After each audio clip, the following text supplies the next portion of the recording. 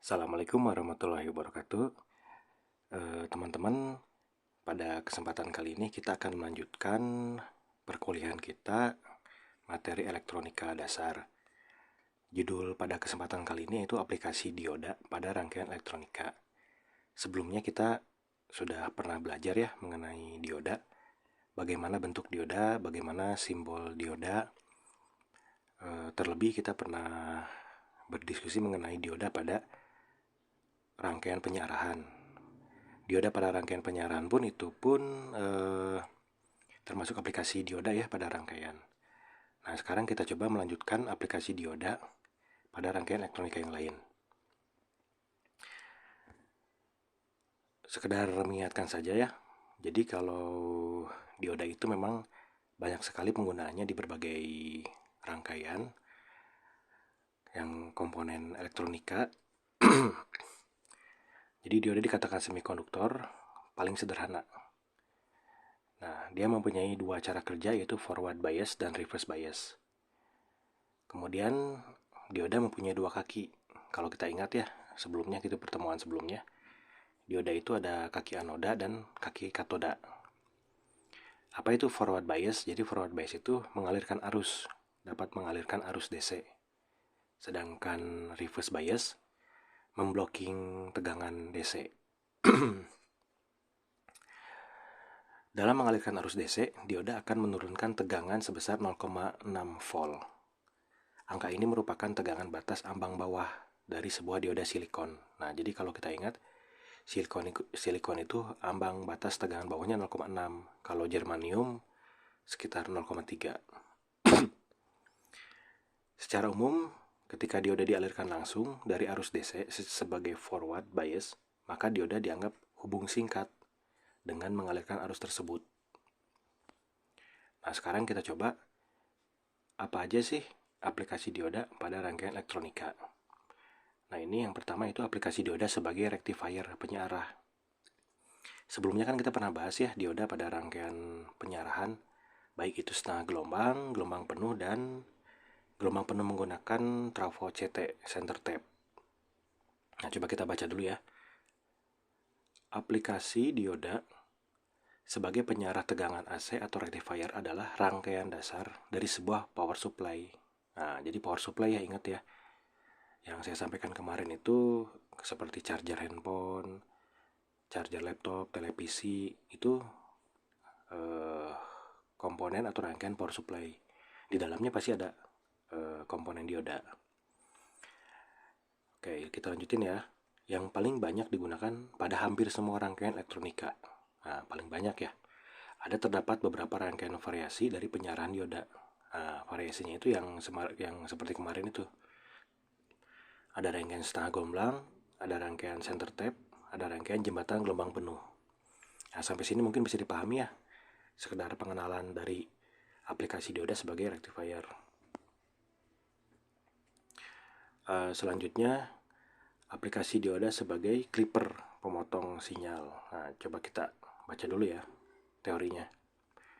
Rangkaian clipper adalah rangkaian yang berfungsi untuk memotong bagian sinyal tertentu. Nah, coba ingat ya, berfungsi untuk memotong bagian sinyal tertentu sesuai dengan yang diinginkan. Nah, ini kata kuncinya memotong sinyal. Biasanya rangkaian memotong sinyal atau clipper banyak digunakan pada rangkaian pemacar FM yang mana biasanya rangkaian tersebut berfungsi untuk membantu mengurangi noise. Jadi kalau misalnya kayak sinyal-sinyal radio itu untuk mengurangi noise ya ternyata di dalamnya ada rangkaian clipper ini. Selain itu, aplikasi dioda clipper juga dipakai untuk rangkaian pengaman tegangan dan memastikan sinyal tegangan output tidak melebihi batas lebar tertentu.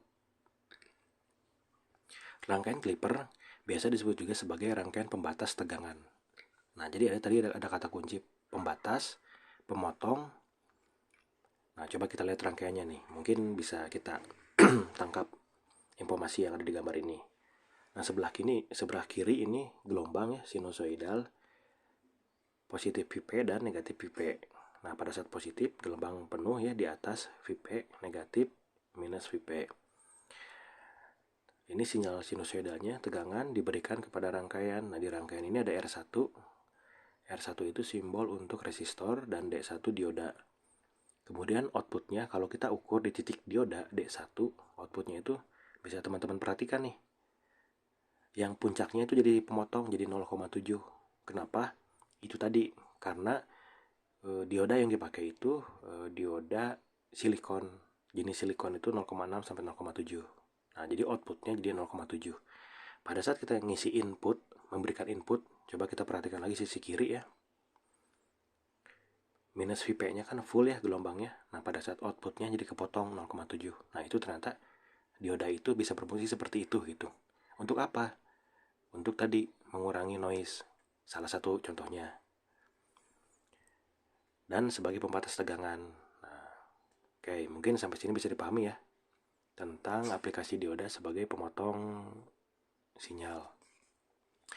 Selanjutnya, aplikasi dioda sebagai rangkaian logika dasar. Nah, mungkin di sini teman-teman juga masih ada yang kebingungan apa itu rangkaian logika dasar. Atau mungkin beberapa dari teman-teman sudah ada yang pernah menerima materi rangkaian logika dasar. Tidak apa-apa, kita tangkap dulu saja ya informasinya. Apa itu rangkaian logika dasar? Dioda sebagai rangkaian logika dasar, kita baca dulu materinya nih.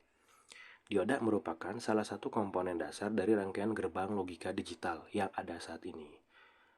Sebelum ditemukan transistor dan IC, untuk membuat rangkaian digital sederhana, dapat digunakan beberapa dioda yang disusun sedemikian rupa, hingga menjadi rangkaian gerbang digital tertentu seperti, nah ini rangkaian digital itu ada N, NOT, NOT N, NAND ya, NOT N, dan lain-lain. Nah, awalnya itu, kalau ingin membuat N, NOT N, itu menggunakan dioda, jadi rangkaian sederhana gitu tuh. Tapi sekarang udah ada banyak transistor dan IC lebih canggih lagi.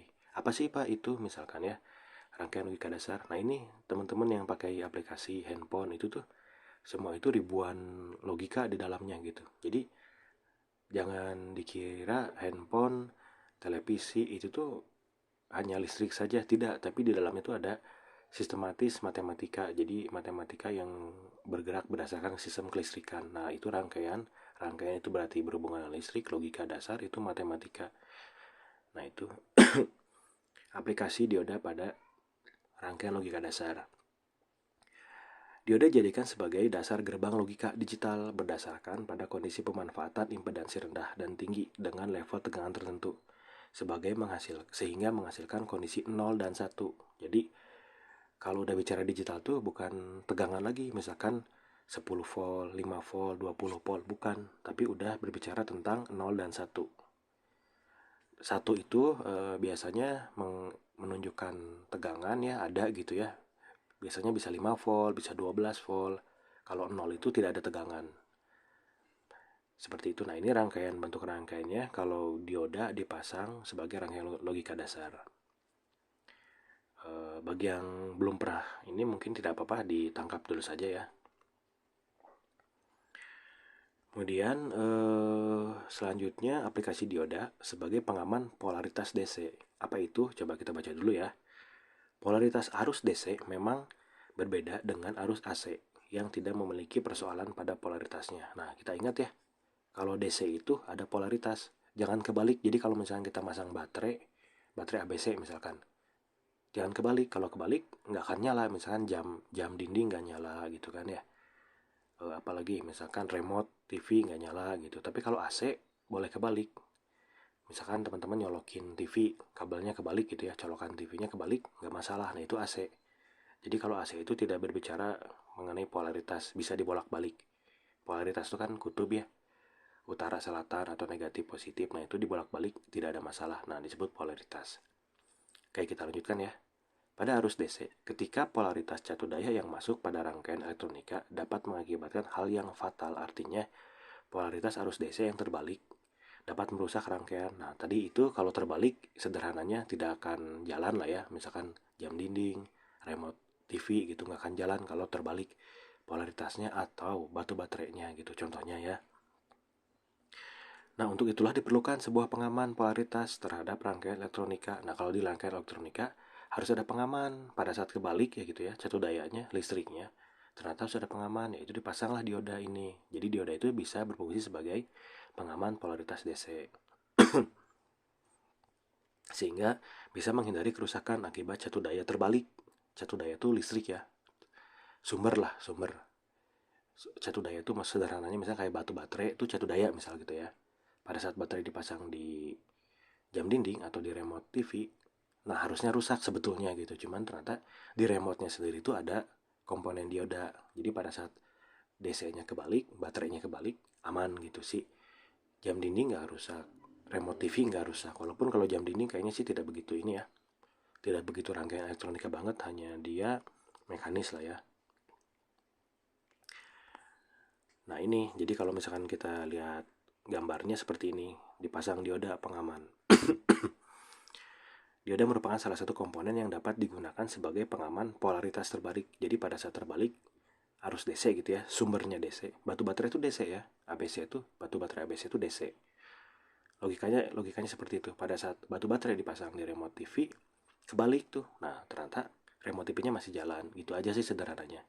Nah, rangkaiannya ini gitu. Dioda pengaman, ada dioda, ada beban ya. Di sebelah kanannya ada gambar beban.